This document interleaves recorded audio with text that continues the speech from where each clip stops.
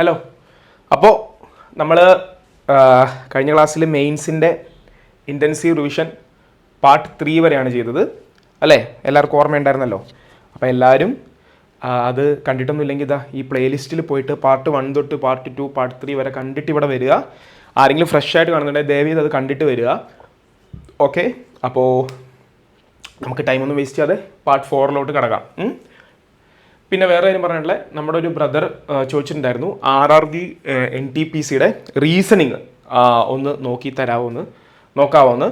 അപ്പോൾ ആക്ച്വലി നമ്മുടെ SSCയും RRBയുടെയും റീസണിങ് ഒക്കെ കുറേ ബണ്ടിലായിട്ട് നമുക്ക് എല്ലാത്തിനെയും കൂടെ റീസണിങ് ബണ്ടിലായിട്ട് നമുക്ക് സെക്ഷനായിട്ട് തുടങ്ങാം. അത് ഈ വീക്കിൻ്റെ എൻഡോട് കൂടി ഞാൻ തുടങ്ങാം. ഓക്കെ, അപ്പോൾ അതും വരുന്നുണ്ടാവും. റീസണിങ് വെയിറ്റ് ചെയ്തിരിക്കുന്നവർ ഒട്ടും വിഷമിക്കേണ്ട, അതും വരുന്നുണ്ടാവും. അപ്പോൾ നമുക്ക് സമയം ഒന്നും കളയാതെ പെട്ടെന്ന് ക്വസ്റ്റ്യനിലോട്ട് കിടക്കാം. ഓക്കെ, ഫസ്റ്റ് ക്വസ്റ്റ്യൻ വരട്ടെ. ഓക്കെ, ഫസ്റ്റ് ക്വസ്റ്റ്യൻ ട്രിഗണോമെട്രി എന്നാണ്, എനിക്കിഷ്ടമുള്ളൊരു സബ്ജക്റ്റാണ്. സൈൻ 630 ഡിഗ്രി പ്ലസ് എ എന്തായാലും പറഞ്ഞിരിക്കുന്നത് sine 630 degree plus A plus cos A equal to എന്താണെന്നാണ് ചോദ്യം. അപ്പോൾ നിങ്ങൾ ഓപ്ഷൻസ് നോക്ക്. ഓപ്ഷൻസിൽ √3/2, 1/2, 0, 2/√3 എല്ലാം ഉണ്ടല്ലേ. അപ്പോൾ നിങ്ങൾ ബേസിക്കലി ഒരുപാട് കോംപ്ലിക്കേറ്റ് ഒന്നും ചെയ്യാതെ ബേസിക്കലി നിങ്ങൾ ചിന്തിക്കേണ്ട ഒരു കാര്യം, ഓപ്ഷൻസിൽ നിങ്ങൾക്ക് വാല്യൂസ് തന്നിട്ടുണ്ടെങ്കിൽ വാല്യൂ പുട്ടിംഗ് മെത്തേഡ് നമ്മൾ യൂസ് ചെയ്താൽ മതി. വേറെ കുഴപ്പമൊന്നുമില്ല. വാല്യൂ പുട്ടിംഗ് മെത്തേഡ് യൂസ് ചെയ്യാനായിട്ട് ഇവിടെ ഇങ്ങനെ നോക്കുമ്പോണ്ടല്ലോ, ഇവിടെ 0 ആയി കിട്ടിയാൽ നമുക്ക് ഭയങ്കര എളുപ്പമല്ലേ. ഇവിടെ 0 ആയി കിട്ടിയാൽ നമുക്ക് എളുപ്പമല്ലേ. അപ്പോൾ ഇവിടെ കോസ് എന്ത് വന്നാലും 0 വരിക, കോസ് 90. അപ്പോൾ എ നമുക്ക് 90 ആയിട്ട് എടുക്കാം അല്ലേ. എ 90 ആയിട്ട് എടുക്കാം. എ 90 ആയിട്ട് എടുക്കുമ്പോൾ എന്താ സംഭവിക്കുക?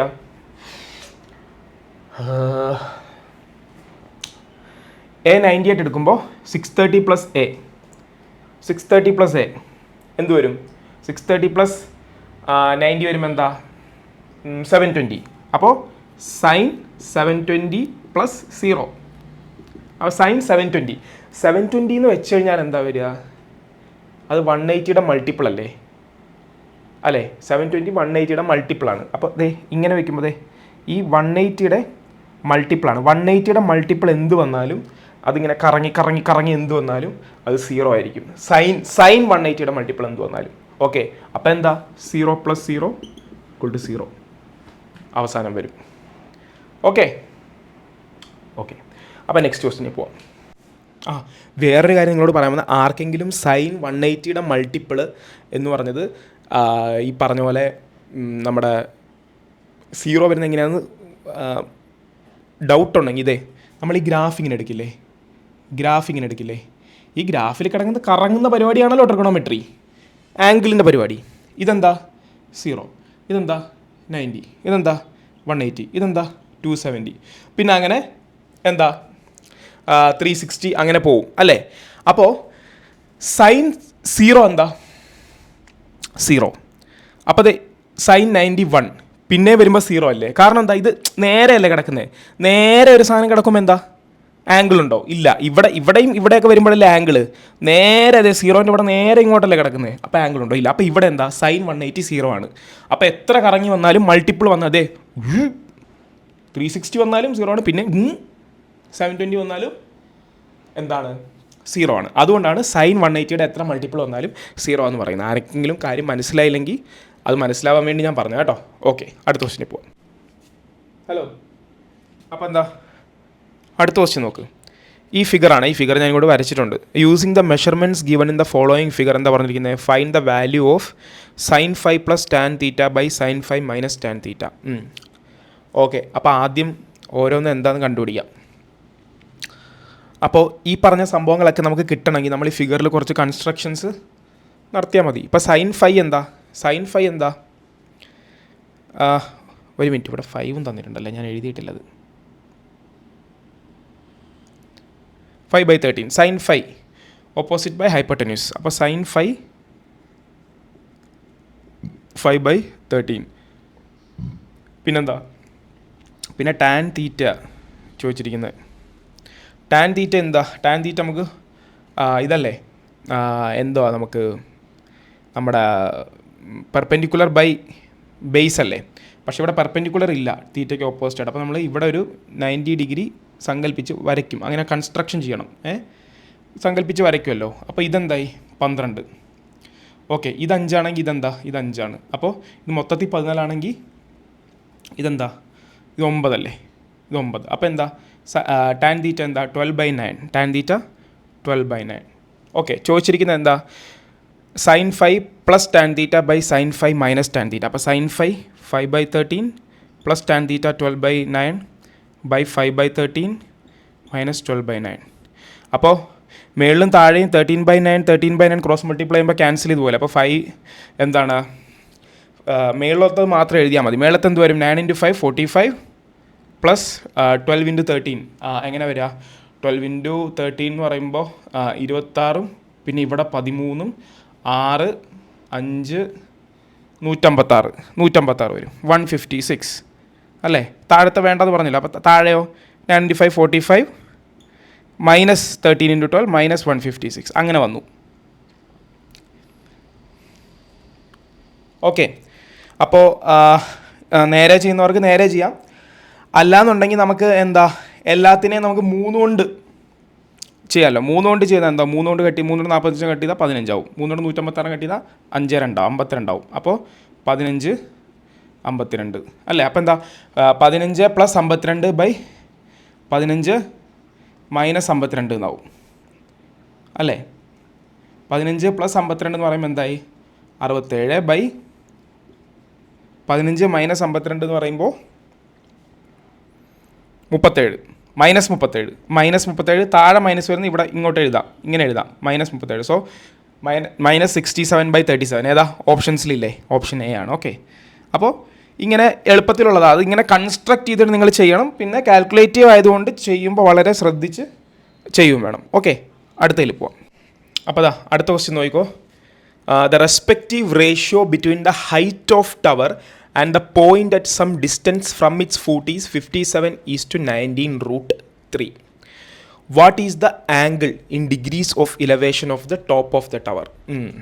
അതായത് നിങ്ങൾ ശ്രദ്ധിക്കേണ്ടത് എന്താ പറഞ്ഞിരിക്കുന്നത്, എന്താ respective ratio between the height of the tower. ഒരു ഹൈറ്റ് ഉണ്ട് ടവറിൽ, ആ ഹൈറ്റും and the point at some distance from its foot, അതിൻ്റെ ഫൂട്ടിൽ നിന്ന് വേറൊരു പോയിൻറ്റിലോട്ടുള്ളൊരു ഡിസ്റ്റൻസ്, അതും തമ്മിലുള്ള അതിൻ്റെ റേഷ്യോ എന്ന് പറഞ്ഞു കഴിഞ്ഞാൽ എന്താ പറഞ്ഞിരിക്കുന്നത് 57:19√3 എന്നാണ്.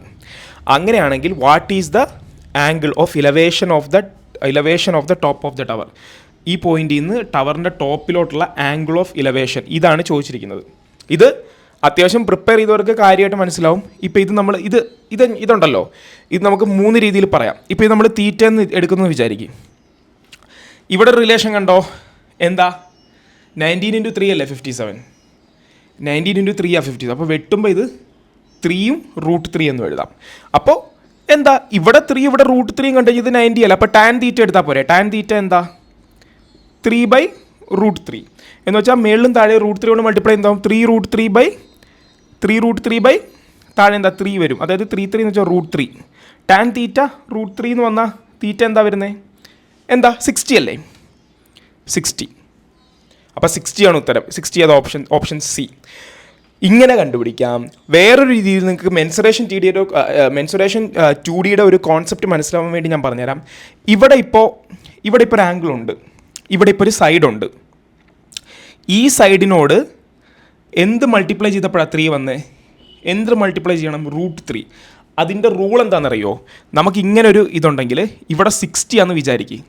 ഇവിടെ 60 ആണെങ്കിൽ ഈ 60യോട് അടുത്ത് നിൽക്കുന്ന സൈഡുമായിട്ട് √3 കൊണ്ട് മൾട്ടിപ്ലൈ ചെയ്താലാണ് അതിൻ്റെ ഓപ്പോസിറ്റ് സൈഡ് വരിക. അപ്പോൾ എന്താ √3 × √3 ചെയ്തപ്പോൾ എന്താ 3 വന്നു. അങ്ങനെ നമുക്ക് വിചാരിച്ചിട്ട് 60 ആണെന്ന് കണ്ടുപിടിക്കാം. ഇനി അതൊന്നും അല്ല, നിങ്ങൾക്ക് കോംപ്ലിക്കേറ്റ് ചെയ്യണമെന്നുണ്ടെങ്കിൽ ഇത് 60 ഇത് 90. അപ്പോൾ ഇതെന്തായിരിക്കും, ഒരു ട്രയാങ്കിൾ എന്താ അവസ്ഥ, നമുക്ക് ഇതല്ലേ നമ്മളെ ടോട്ടൽ എന്താ 150. അപ്പോൾ 150 ആകുമ്പോൾ ഇത് 60 90 ആണെങ്കിൽ ഇത് 30 അല്ലേ. വേറൊരു റൂളുള്ളത് 30നോട് അടുത്ത് കിടക്കുന്ന സൈഡ് 30ൻ്റെ ഓപ്പോസിറ്റ് സൈഡ് എന്ന് വെച്ചാൽ 30നോട് അടുത്ത് കിടക്കുന്ന സൈഡിനെ √3 കൊണ്ട് ഡിവൈഡ് ചെയ്യുന്നതാണ്. അപ്പോൾ എന്താ 3/√3 എന്താണെന്നുള്ളത് നമ്മൾ കണ്ടേ, √3 തന്നെ വരും, √3 വരും. അപ്പോൾ ഇത് 30 ആണ്, ഇത് 60. അപ്പോൾ ഈ രണ്ട് കാര്യം നിങ്ങൾ ഓർക്കുക. ഇതിൻ്റെ അനുബന്ധമായിട്ട് ഞാൻ പറഞ്ഞതാണ്. 60യുടെ അടുത്തുള്ള സൈഡിൻ്റെ 60യുടെ ഓപ്പോസിറ്റുള്ള സൈഡ് എന്ന് വെച്ച് കഴിഞ്ഞാൽ അടുത്തുള്ള സൈഡിനോട് √3 കൊണ്ട് മൾട്ടിപ്ലൈ ചെയ്യുന്നതായിരിക്കും. 30യുടെ ഓപ്പോസിറ്റുള്ള സൈഡ് എന്ന് പറഞ്ഞാൽ അതിൻ്റെ അടുത്തുള്ള സൈഡ് അഡ്ജസൻറ്റ് സൈഡിൽ നിന്ന് എന്താണ് സൈഡിനെ √3 കൊണ്ട് ഡിവൈഡ് ചെയ്യുന്നതായിരിക്കും. ഈ കാര്യം നിങ്ങൾ ഓർത്ത് വയ്ക്കുക. കുറേ പേർക്ക് അറിയാമെന്നറിയാം, എന്നാലും ഓർത്ത് വയ്ക്കുക. അപ്പോൾ എന്താ നമ്മുടെ ഉത്തരം എന്ന് പറഞ്ഞാൽ ഓപ്ഷൻ സി 60 ആണ്. Okay, next question.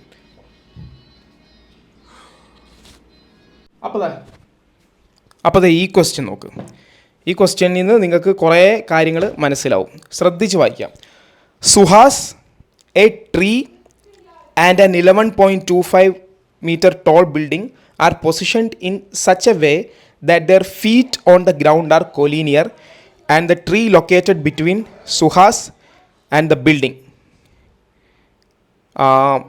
ഓക്കെ, പറഞ്ഞിരിക്കുക എന്താ, മൂന്നിൻ്റെയും ഫീറ്റ് കോലീനിയർ ആണ്. എന്താണ് കോലീനിയർ എന്ന് വെച്ച് കഴിഞ്ഞാൽ മൂന്നിൻ്റെയും ബേസ് ഒരു നേർരേഖയിലാണ് നിൽക്കുന്നത്. ആ ബിൽഡിങ്ങിൻ്റെയും മരത്തിൻ്റെയും സുഹാസിൻ്റെയും അല്ലേ. എന്നിട്ടെന്താ പിന്നെന്താ പറഞ്ഞിരിക്കുന്നത്, the tree is located at a distance of 7.5 meter from Suhas. Okay, അപ്പോൾ ഇവിടെ സുഹാസ് ഉണ്ടെന്ന് വിചാരിക്കുക. ഇവിടെ സുഹാസ് ഉണ്ട്. സുഹാസിൽ നിന്ന് ഒരു മിനിറ്റ് അപ്പോൾ പറഞ്ഞ പോലെ the tree is located at 7.5 meter from Suhas. ഇവിടെ ട്രീ ഉണ്ട്. അത് സുഹാസിൽ നിന്ന് 7.5 meterലാണ് ലൊക്കേറ്റ് ചെയ്തിരിക്കുന്നത്. പിന്നെന്താ, and Suhas and at a distance of 45 meter from the building. Tree ബിൽഡിങ്ങിൽ നിന്ന് 11.5 എന്നല്ലേ പറഞ്ഞേ മൊത്തം. ട്രീ ബിൽഡിങ്ങിൽ നിന്ന് എന്താ 45 meter ദൂരത്തിലാണ്. പിന്നെന്താ പറഞ്ഞ, further the eyes of the Suhas, the top of the tree and the top of the building fall in one line. സുഹാസിൻ്റെ കണ്ണ്, മരത്തിൻ്റെ മേള്, ബിൽഡിങ്ങിൻ്റെ മേള്, ഇത് മൂന്നും ഒരു സിംഗിൾ ലൈനിലാണ് വീഴുന്നത്. Okay, and the eyes of the Suhas are at a height of 1.8 meter from the ground. സുഹാസിൻ്റെ കണ്ണ് ഗ്രൗണ്ടിൽ നിന്ന് 1.8 meter ഉയരത്തിലാണ്. അങ്ങനെയാണെങ്കിൽ മരത്തിൻ്റെ ഉയരം ഓക്കെ. അപ്പോൾ എന്ത് ചെയ്യണം, എപ്പോഴും നമ്മൾ ചെയ്യുന്ന പോലെ സുഹാസിൻ്റെ കണ്ണിൻ്റെ അവിടുന്ന് നേരെ ഒരു ലേസർ ഇങ്ങനെ വിടണം. നേരെ ഒരു ലൈൻ എന്നാണ് ഉദ്ദേശിച്ചത് കേട്ടോ, ലേസർ ഒന്നുമല്ല.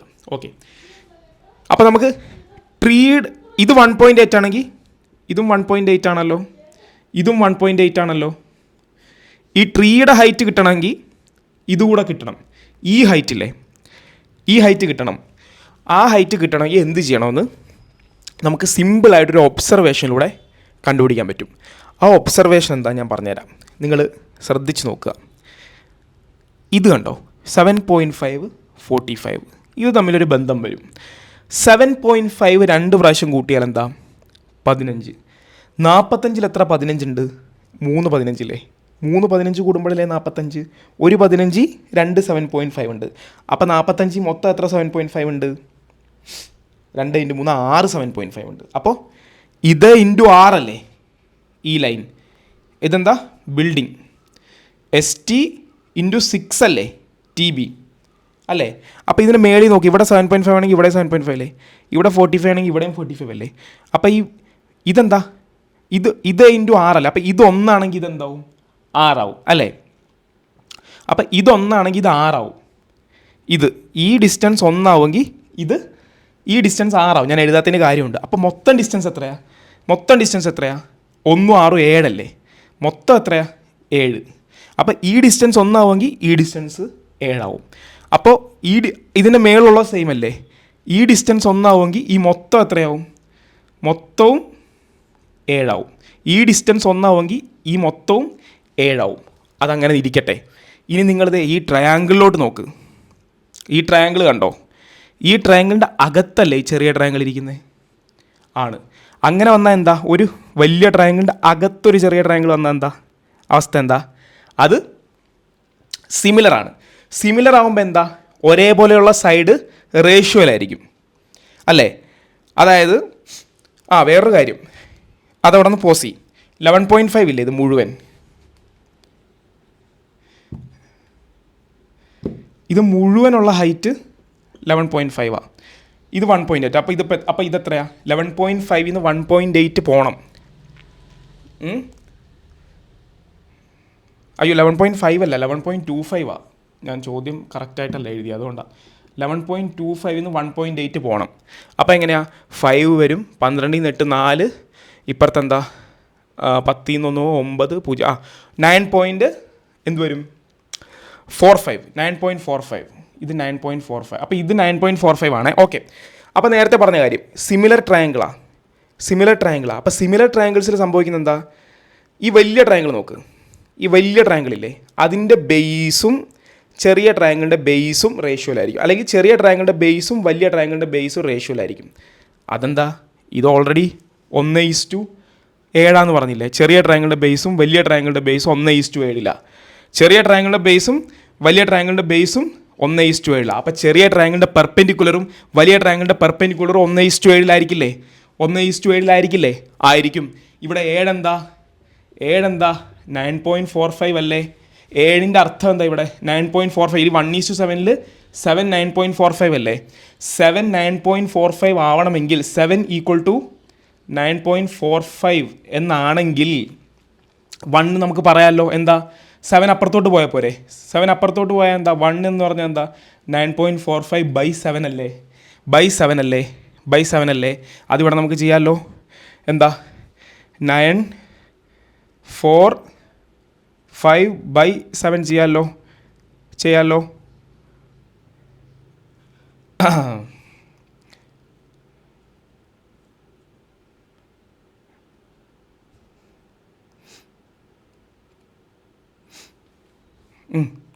135 ഡിവൈഡ് ചെയ്തപ്പോൾ എത്ര എണ്ണം മാറ്റണം, എത്ര ഡോട്ട് മാറ്റണം, 1.35. ഇത് കിട്ടിയില്ലേ, ഇതെന്താ കിട്ടിയത് 1.35, കാരണം 1 ഇതല്ലേ, 1.35 കിട്ടി. അപ്പോൾ എന്താ ഉത്തരം 1.8 + 1.35 എന്ത് വരും 5, എന്താ 3.15. 1.8ഉം 1.35ഉം 3.15 എന്താ ഉത്തരം 3.15. ഏതാ ഓപ്ഷൻ സി 3.15 ആണ് ഉത്തരം. ഓക്കെ, ഇച്ചിരി മെസ്സിയായെന്ന് അറിയാം, എന്നാലും നിങ്ങൾ ശ്രദ്ധിച്ച് നോക്കിയാൽ മതി. ചെറിയ ട്രയാങ്കിളിൻ്റെ ബേസും വലിയ ട്രയാങ്കിളിൻ്റെ ബേസും തമ്മിലുള്ള റേഷ്യോ തന്നെയാണ് ചെറിയ ട്രയാങ്കിളിൻ്റെ പെർപെൻഡിക്കുലറും വലിയ ട്രയാങ്കിളിൻ്റെ പെർപെൻഡിക്കുലറും. അപ്പോൾ അത് 1:7 7 9.45 ആണെന്നുണ്ട്. അപ്പോൾ 1 എന്ന് വെച്ചാൽ 9.45/7. അപ്പോൾ ഇത് കിട്ടി. അങ്ങനെയാണ് നമ്മളിത് കൂട്ടി ട്രിയേഡ് ചെയ്ത് എഴുതിയത്. ഇതാണിത് ചെയ്യാനുള്ള ഏറ്റവും സ്പീഡിലുള്ള മാർഗ്ഗം. ഇപ്പോൾ നമ്മൾ ഇത്ര പറഞ്ഞുകൊണ്ടാണ്, ഇത് നിങ്ങൾ പ്രാക്ടീസ് ചെയ്യുമ്പോൾ നിങ്ങൾക്ക് തലയിൽ നന്നായിട്ട് കയറിക്കോളും. ഓക്കെ, അടുത്ത ചോദ്യം പോകും. അപ്പോൾ ഈ ക്വസ്റ്റ്യൻ നോക്ക്. In the given figure QRTS is A cyclic quadrilateral. ഞാൻ ഈ ഫിഗർ ഇങ്ങോട്ട് വരയ്ക്കാം, എൻ്റെ എഴുതാൻ. അയ്യോ, ഇങ്ക് തീർന്നോ? അഡ്ജസ്റ്റ് ചെയ്യാം. ഓക്കെ, ഇതാ ഇങ്ങനെ ഒരു ട്രയാങ്കിൾ, അതിനകത്ത് ഇങ്ങനെ ഒരു വര വെച്ചിട്ട് അത് ST എന്നിട്ടു. എന്നിട്ട് എന്താ ഇവിടെ QR അല്ലേ, പെട്ടെന്ന് പറയാം നമുക്ക് P. എന്നിട്ട് എന്താ പറഞ്ഞിരിക്കുന്നത്, PT 5 centimetre, SQ 4 centimetre, PS 6 centimetre, angle PQR 63 degree. അതങ്ങനെയാണല്ലോ, സൈക്ലിക് ക്വാഡ്രിലേറ്ററൽ എന്ന് പറഞ്ഞാൽ നിങ്ങൾക്ക് ആംഗിൾ വരണം. കാരണം എന്താ, ഇതൊരു സൈക്ലിക് ക്വാഡ്രിലേറ്ററലാണ് അല്ലേ. അപ്പോൾ ഇതൊരു സർക്കിളിൻ്റെ അകത്താണ്. സൈക്ലിക് ക്വാഡ്രിലേറ്ററിൻ്റെ പ്രത്യേകത എന്താ, ഓപ്പോസിറ്റ് സൈഡ്സിൻ്റെ സം എന്ന് പറഞ്ഞാൽ 150 ആയിരിക്കും അല്ലേ. അപ്പോൾ ഇതെന്താ, ഇത് 150 - 63 അല്ലേ, 63 ആണല്ലോ. ഇത് 150 - 63, അത് ചെയ്യണ്ട, അവിടെ വെക്ക്, പോയി ചെയ്യരുത്. 150 - 63. നിങ്ങൾ ഇത് കണ്ടോ, ഇത് സ്ട്രെയിറ്റ് ലൈൻ അല്ലേ. ഇത് 150 - 63 എന്ന് പറഞ്ഞാൽ ഇതെന്തായിരിക്കും, സ്ട്രെയിറ്റ് ലൈനിൽ ഇങ്ങനെ 150 അല്ലേ. അപ്പോൾ ഇതെന്തായിരിക്കും 150 - ഇത് എന്നുള്ളതല്ലേ. ഇതെന്ന് പറഞ്ഞാൽ ഈ ആംഗിൾ X ആണെങ്കിൽ ഈ ആംഗിൾ 150 - X ആയിരിക്കും. അപ്പോൾ ഇതെന്താ 150 - 63. അപ്പോൾ ഇതെന്ത് വരും 150 - 150 - 63. അകത്തോട്ട് ബ്രാക്കറ്റ് പോയതാ 150ഉം എന്താ 150 - 150 - 63. അപ്പോൾ 150 - 150 + 63. 150 വെട്ടിപ്പോയിട്ട് ഇതെന്താവും 63 തന്നെയാവും. അങ്ങനെ പറയേണ്ട കാര്യമില്ല, സിമ്പിൾ ലോജിക്ക് എന്താ 63. ഇതെന്താ 63 ആണ്, ഇത് 150 - 63. അപ്പോൾ ഇതെന്താ 63 തന്നെ വരും. ഓക്കെ, അപ്പോൾ അതൊക്കെ സോറി. ഓക്കെ, പിന്നെ ഇതെന്താ? ഇത് ഈ ചെറിയ ട്രയാങ്കിളിൻ്റെ സെയിമാണ്, ഈ വലിയ ട്രയാങ്കിളിനും സെയിമാണ് അല്ലേ? അപ്പോൾ നമുക്കിതിനകത്തുനിന്ന് സിമിലാരിറ്റി വെച്ച് പിടിക്കാൻ പറ്റും. എങ്ങനെ പിടിക്കാൻ പറ്റും? വലിയ ട്രയാങ്കിളിനെ നോക്ക്. വലിയ ട്രയാങ്കിളിൻ്റെ 63 ഈക്വലാണ്. വലിയ ട്രയാങ്കിളിൻ്റെ 63, ചെറിയ ട്രയാങ്കിളിൻ്റെ 63 അവിടെ ഈക്വലാണ് അല്ലേ? വലിയ ട്രയാങ്കിളിൻ്റെ വലിയ ആംഗിൾ, ചെറിയ ട്രയാങ്കിളിൻ്റെ ചെറിയ ആംഗിൾ, ഇത് കോമൺ ആണ്. അപ്പോൾ പിന്നെ ഈ മൂന്നാമത്തെ ആംഗിൾ ഈക്വൽ ആയിരിക്കും. അതാണല്ലോ ട്രയാങ്കിളിൻ്റെ ഇത്. എന്താ? ഇതും ഈക്വലാണ്. അപ്പോൾ നമുക്ക് എന്താ? സിമിലാരിറ്റി കിട്ടി. എന്താ ഇതിൻ്റെ അർത്ഥം? ഇത് വലിയ ട്രയാങ്കിൾ 63ൻ്റെ ഓപ്പോസിറ്റ് ഉള്ള എന്താ? നമുക്ക് കണ്ടുപിടിക്കുന്ന TR അല്ലേ, അതിന് നമുക്ക് X എന്ന് വിളിക്കാം. വലിയ ട്രയാങ്കിൾ 63ൻ്റെ ഓപ്പോസിറ്റ് എന്താ? PR. അതെന്താ? 5 + X. അപ്പോൾ അത് എഴുതാം, 5 + X. ചെറിയ ട്രയാങ്കിൾ 63 ഓപ്പോസിറ്റ് എന്താ? 6 അല്ലേ? ഈക്വൽ ടു വലിയ ട്രയാങ്കിളിൽ ഈ സൈഡിൻ്റെ ഓപ്പോസിറ്റ് എന്താ? 6 × 4 = 10. ചെറിയ ട്രയാങ്കിളിൽ ഈ സൈഡിൻ്റെ ഓപ്പോസിറ്റ് എന്താ? 5. ഓക്കെ. അപ്പോൾ ഇത് എളുപ്പമായിട്ട് കണ്ടുപിടിക്കാം. കാരണം എന്താ അറിയോ? ഇവിടെ എന്താ? ഇപ്പുറത്ത് എന്താ? 5 ന്ന് 10 ആവുക. അപ്പോൾ ഇവിടെ 6 ന്ന് 12 ആവും. അപ്പോൾ 5 + X എന്ന് പറഞ്ഞാൽ 12 വരും. സംശയം ഉണ്ടോ? ഇത് ക്രോസ് മൾട്ടിപ്ലൈ ചെയ്തോ? വെറുതെ സമയം കളയാതിരിക്കാനുള്ളൊരു പരിപാടിയാണ് ഞാൻ പറഞ്ഞത്. അപ്പോൾ എന്തായി? X എന്തായി? 12 - 5 7ആയി. X 7ആയി. X കിട്ടിയില്ലേ? 7ആണ് ഉത്തരം. ഓപ്ഷൻസിലുണ്ടല്ലോ, 7ആണ് ഉത്തരം. അപ്പോൾ ഇത് മനസ്സിലായില്ലേ? അപ്പോൾ നിങ്ങൾ സിമിലാരിറ്റിയുടെ ഐഡിയ വെച്ച് പോയി കഴിഞ്ഞാൽ ഇത് സുഖമായിട്ട് കിട്ടും. Okay, next question. ഓക്കെ, ഈ പ്രോബ്ലം നോക്ക്. The base of a right pyramid is an equilateral triangle with side 8 cm and height is 30√3 cm. The volume of the pyramid. ഭയങ്കര ഡയറക്റ്റ്, ഭയങ്കര എളുപ്പമല്ലേ? എന്താ പ്രിസത്തിൻ്റെ ഏരിയ എന്താ? Base area into height normally. പക്ഷേ ഇവിടെ എന്താ? പിരമിഡാ, ഇങ്ങനെയാവും അല്ലേ? അപ്പോൾ എന്താ? 1/3 ഇൻറ്റു വേണം. അപ്പോൾ 1/3 ഇൻറ്റു ബേസ് ഏരിയ എന്താ? ബേസ് ഇക്വലാറ്ററൽ ട്രയാങ്കിളാണ്. അപ്പോൾ എന്താ?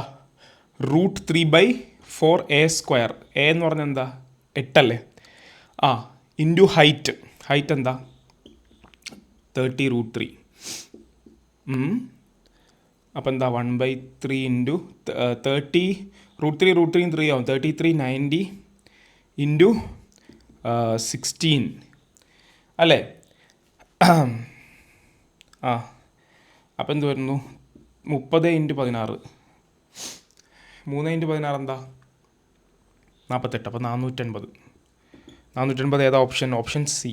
അപ്പോൾ option C 480. Okay, next question ഇപ്പോൾ. ഓക്കെ, അപ്പോൾ ഈ ക്വസ്റ്റ്യൻ നോക്ക്.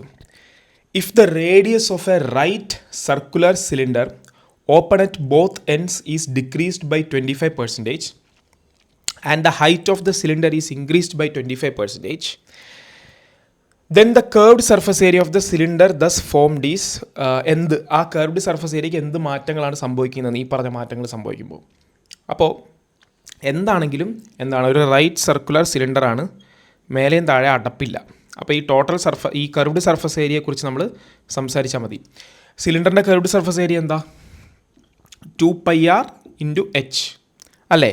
അപ്പോൾ ഇതിൻ്റെ അകത്താണ് എന്ത് നടക്കുന്നത്? ഇതിൻ്റെ അകത്ത് ഈ റേഡിയസ് 25% കുറയുന്നു, ഹൈറ്റ് 20% കൂടുന്നു. അതായത് ഇതിൻ്റെ അകത്ത് എന്താ നടക്കുന്നത്? ഒരു സക്സസീവ് പെർസെൻറ്റേജ് ഇൻക്രീസാണ്. അതായത് റേഡിയസ് എന്ത് ചെയ്യുന്നു? 25% ആദ്യം ഇതിനകത്തൊരു 25% കുറയുന്നു, പിന്നെ 25% കൂടുന്നു അല്ലേ? നിങ്ങൾ പ്രീ എഴുതി വന്നവരായതുകൊണ്ട് ആണ് ഞാൻ പറയുന്നത്. പ്രോഫിറ്റ് ആൻഡ് ലോസിൽ പഠിച്ചിട്ടുണ്ടല്ലോ, സക്സസീവ് ഡിസ്കൗണ്ട്, സക്സസീവ് ഇത് ഇൻക്രീസ് പെർസെൻറ്റേജിൽ പഠിച്ചിട്ടുണ്ടല്ലോ. പ്രോഫിറ്റ് ആൻഡ് ലോസിലല്ല, പെർസെൻറ്റേജിൽ പഠിച്ചിട്ടുണ്ടല്ലോ. എന്താ അത്? രണ്ട് ടൈപ്പ് പെർസെൻറ്റേജ് ഇൻക്രീസോ ഡിക്രീസോ അല്ലെങ്കിൽ എന്താണെങ്കിലും എങ്ങനെയാണ് ചെയ്യുന്നത്? ആദ്യം അതേ പ്ലസ് അതേ ഇൻറ്റു അതേ ബൈ 100 അല്ലേ? അപ്പോൾ ഇവിടെ എന്താ? ആദ്യം -25, പിന്നെ +25, പിന്നെ -25 ഇൻറ്റു പ്ലസ് എന്നുള്ളത് എന്താവും? എന്തായാലും മൈനസ് ആവുകൊണ്ട് മൈനസ് ഇടുക. -25 ഇൻറ്റു 25/100. ഇതൊരു സ്റ്റാൻഡേർഡ് ഫോർമുല, അങ്ങനത്തെ സംഭവമാണ്. ഇതും പോവും. 25 625 25ൻ്റെ സ്ക്വയർ. അപ്പോൾ എന്തായി? മൈനസ് എന്താ 6.25 അല്ലേ? അതായത് എന്താ 6.25 മൈനസ് കുറയുന്നു. 6.25% ഡിക്രീസ്. ഏതാ ഓപ്ഷൻ? Option D. 6.25% കുറയും. എന്ത്? കർവ്ഡ് സർഫസ് ഏരിയ 6.25% കുറയും. ഓക്കെ, അടുത്ത ക്വസ്റ്റ്യൻ. അപ്പോൾ ഈ ക്വസ്റ്റ്യൻ നിങ്ങൾ എന്തായാലും പറഞ്ഞേ പറ്റൂ. കാരണം നമ്മൾ പോയ ക്ലാസ്സിൽ ഈ ടൈപ്പ് ക്വസ്റ്റ്യൻ നോക്കിയതാണ്. എന്താ ചോദ്യം? If the standard deviation of the number 2, 4, 5 and 6, data set ഇതാണ് 2, 4, 5, 6, ഈസ് എ കോൺസ്റ്റൻറ്റ് എ. ഇതാണ് സ്റ്റാൻഡേർഡ് ഡീവിയേഷൻ. എന്താ? എ ആണ് ഇതിൻ്റെ. Then find the standard deviation of the numbers 4, 6, 7, 8. ഇത് നിങ്ങൾക്ക് കാണുമ്പോൾ തന്നെ മനസ്സിലാവും. 2ൽ നിന്ന് 2 കൂടുമ്പോഴാണ് 4, 4ൽ നിന്ന് 2 കൂടുമ്പോഴാണ് 6, 5ൽ നിന്ന് 2 കൂടുമ്പോഴാണ് 2 + 2 കൂടുകയാണ്, +2 കൂടുകയാണ്. എന്ന് വെച്ചാൽ എന്താ? ഷിഫ്റ്റ് ചെയ്യുക. എല്ലാത്തിനെയും ഷിഫ്റ്റ് ചെയ്യുന്നു. എല്ലാത്തിനെയും പ്ലസ് ചെയ്ത് ഷിഫ്റ്റ് ചെയ്താലും കുറച്ച് ഷിഫ്റ്റ് ചെയ്താലും മാറാത്ത 2 സ്റ്റാറ്റിസ്റ്റിക്കൽ ക്വാണ്ടിറ്റി ഏതാണെന്നാണ് പറഞ്ഞത്? സ്റ്റാൻഡേർഡ് ഡീവിയേഷനും വേരിയൻസും. സ്റ്റാൻഡേർഡ് ഡീവിയേഷനും വേരിയൻസുമാണ് മാറാത്തത്. സ്റ്റാൻഡേർഡ് ഡീവിയേഷനും വേരിയൻസും പ്ലസ് ചെയ്താലോ മൈനസ് ചെയ്താലോ, എല്ലാത്തിനെയും ഒരേപോലെ പ്ലസ് ചെയ്താലോ മൈനസ് ചെയ്താലോ സ്റ്റാൻഡേർഡ് ഡീവിയേഷനും വേരിയൻസും മാറത്തില്ല. അതേസമയം മൾട്ടിപ്ലൈ ചെയ്താൽ മാറും. മൾട്ടിപ്ലൈ ചെയ്യുമ്പോൾ ഡിവിഷൻ ചെയ്യുമ്പോഴും മാറും. കാരണം എന്താ? ഇപ്പോൾ നമ്മൾ സ്റ്റാൻഡേർഡ് ഡീവിയേഷൻ സിഗ്മയാണ് എടുക്കുന്നത് വിചാരിക്കും. വേരിയൻസ് വരുന്നത് എപ്പോഴും സിഗ്മ സ്ക്വയർ ആയിരിക്കും. അപ്പോൾ നമ്മൾ ഈ ഡാറ്റ സെറ്റിനെ മേ ബി ഒരു എ കൊണ്ടാണ് മൾട്ടിപ്ലൈ ചെയ്യുന്നത് വിചാരിക്കും. അപ്പോൾ സ്റ്റാൻഡേർഡ് ഡീവിയേഷൻ നമ്മൾ എ ഇൻറ്റു സിഗ്മ എന്നാവും.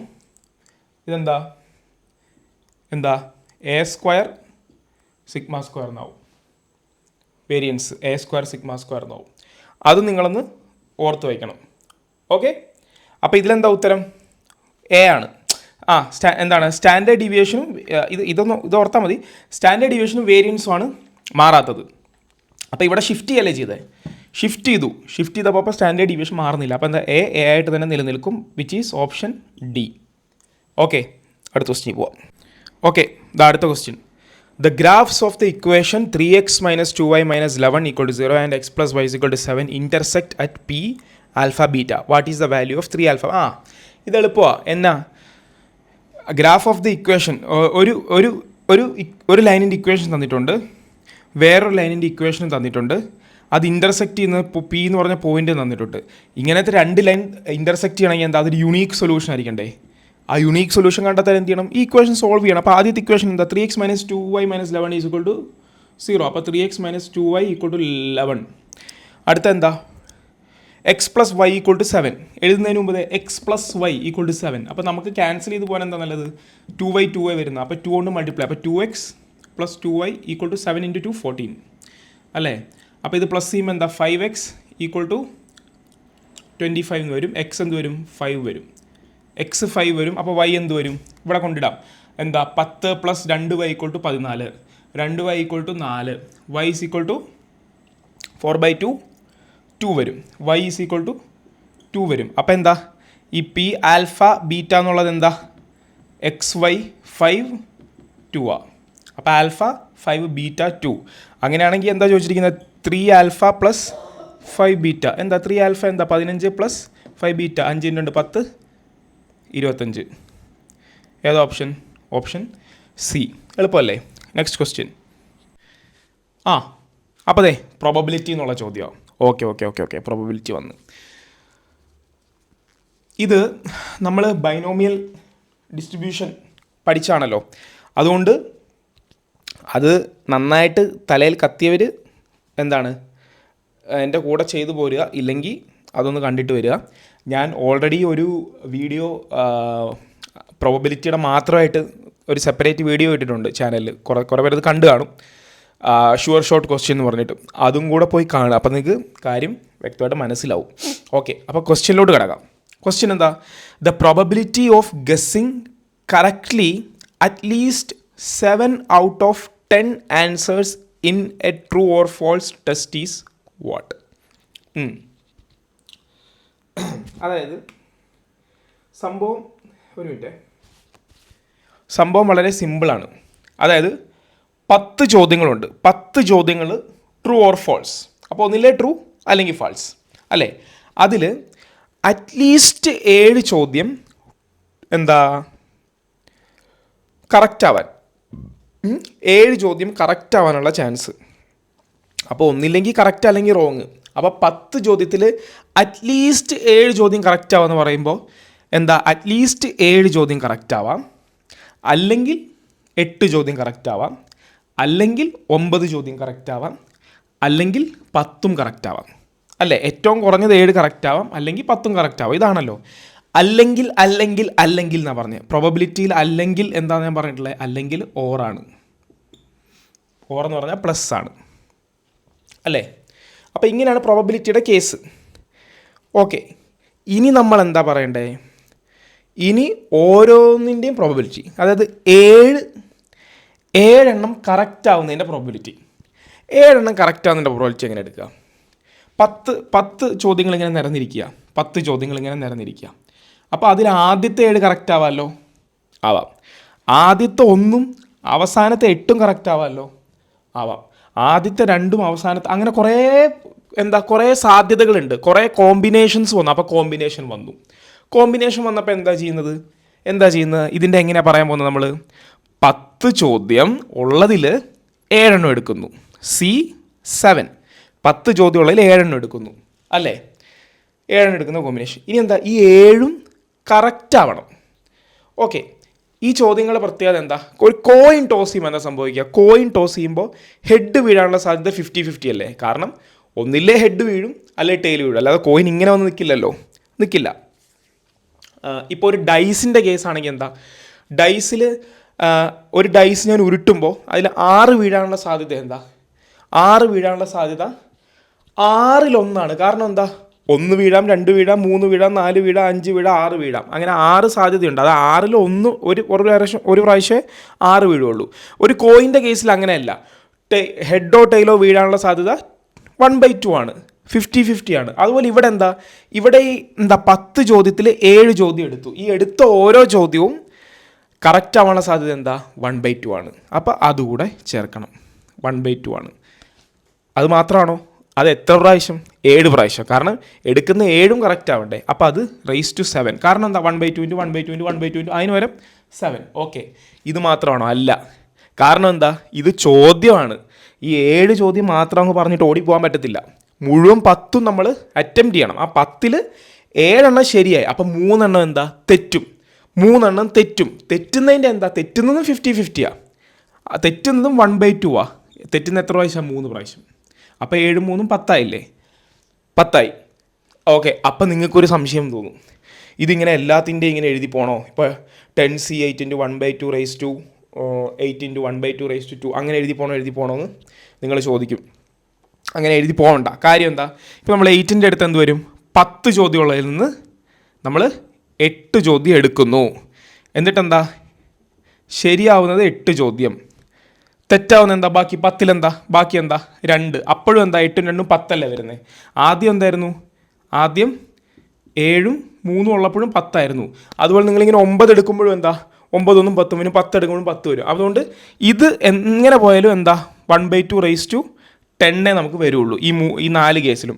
അപ്പോൾ 1/2 റൈസ് ടു 10 നമുക്ക് കോമൺ ആയിട്ട് പുറത്തെടുത്തൂടെ, എടുക്കാം. അങ്ങനെയാണ് 1/2 റൈസ് ടു 10 നമ്മൾ പുറത്തെടുത്തു. ഇനി അകത്തുള്ളതല്ലേ, അകത്തുള്ള എന്താ 10C7, അതുപോലെ എന്താ അവിടെ 10C8, അതുപോലെ 10C9, അതുപോലെ 10C10 അല്ലേ.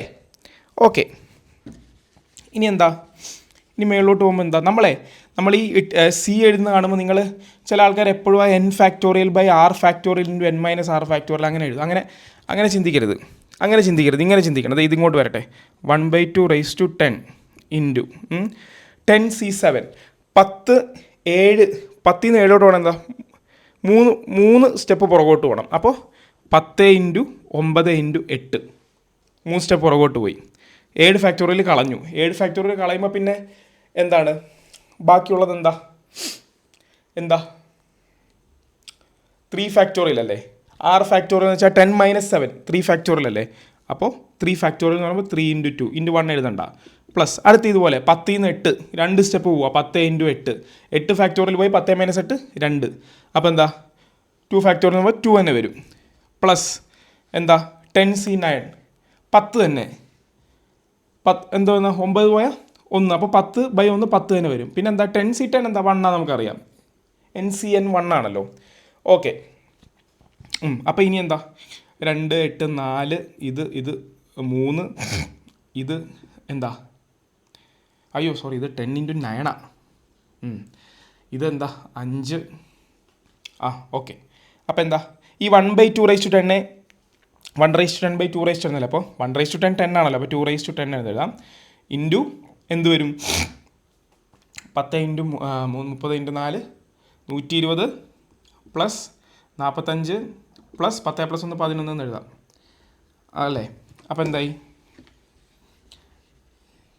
എന്തായി അപ്പോൾ 1/2 ഇൻറ്റു എന്താ 165 പ്ലസ് 11 എന്താ 165 പ്ലസ് 11 എന്തായി 176 ആയില്ലേ.